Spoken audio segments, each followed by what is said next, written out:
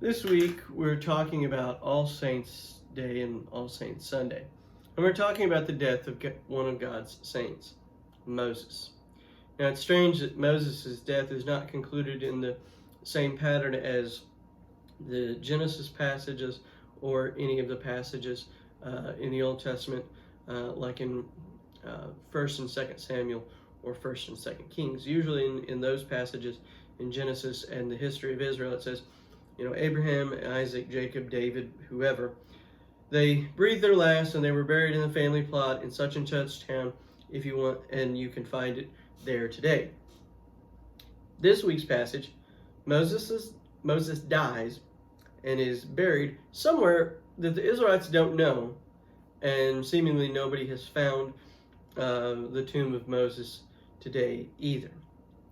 And so we would ask, well, what is the significance of that? Why does Moses have this unique death and burial different than the rest of the Old Testament faithful? I think Moses' body being unable to be found is a foreshadowing to Jesus. Moses is probably the most important Old Testament character, and his tomb is unable to be found along with his body.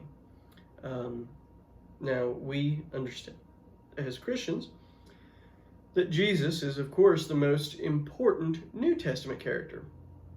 And if you today travel to Israel and the Holy Land, there are at least two possible locations that are regarded as the tomb that Jesus was laid in. And nobody knows which one, and the reason why nobody knows which one is because, Jesus is not there. So God, I think, is setting the stage for the unfound tomb of Jesus in this unfound tomb of Moses. And so why is it that Moses experiences this death? Why is Moses not permitted to enter the Holy Land? Why is he not permitted to be buried with his kin the way that other Israelite believers were? Well, it's tied to an earlier story with Aaron and Moses striking a rock near Meribah as they're trying to draw water for the Israelites. But the way that Moses strikes this rock is what causes problems for him, as we see playing out in this week's passage. Moses at that point has gotten fed up with the childish ways of the Israelites. And as they are asking for water, as they are out wandering in the desert, Moses, frustrated, asks God what should he do, and God tells him, if you take your staff and strike this rock with it, water will come forth. And Moses follows that, but he adds one thing to it. As he strikes the rock, he essentially says to the Israelites, "There, are you happy? Are you satisfied now?" Well, yeah, they're satisfied because they have water that they desperately need. But God wasn't, because Moses is essentially asking, "There, are you happy with what I have done for you?" Well, Moses only knew to do that with God's leading. Moses is only able to accomplish that with God giving him the power. Moses had no power in and of himself to do that, let alone the knowledge. And so God, frustrated with Moses being trying to worry about getting the credit, getting the regard that he feels that he deserves, is having to deal with the consequences, as we see in this week's passage. And so God has told him, because of your anger, you will not get to see the promised land. That's the initial, or at least the first reason why. I think the more overarching answer, I think the question, why did God not let Moses experience the promised land and hid his body, is for a greater revelation about God's designs for leadership. God knows what Moses is dealing with the Israelites. Seemingly every other passage Moses is frustrated with the Israelites. The Israelites are frustrated with Moses. Moses gets mad, complains to somebody in his family and or God, and they wander around for years in the desert. And so God realizes that Moses is dealing with very stubborn, whiny, childish Israelites, and they're stuck in this leadership pattern, and they're going seemingly nowhere. And God knows that this dynamic needs to change. And I think this is a lesson for us today. Too often, we can see in churches, and maybe we're even guilty of saying these things like, gosh, I miss the good old days at church. Remember when we would do this, when we would have these revivals? Remember when Pastor so-and-so did this? Remember when Pastor such and such did these things? Yeah, the Israelites were heading down that path. They were thinking, well, remember when we were doing this? In fact, they do this even very initially as they set out from Egypt. Remember, at least in Egypt we had meat. Remember, at least in Egypt this, and remember, at least in Egypt that. And Moses is like, and you were slaves. I don't think that's really what you want to go back to. And so the people are forgetting what's really going on, and they're just stuck in this kind of rut. And so God knows that needs to change. And even with Moses' death, I'm sure that at least initially Joshua got the, when Moses was leading us, or when Moses was this, I'm sure that Joshua experienced that at least a little bit.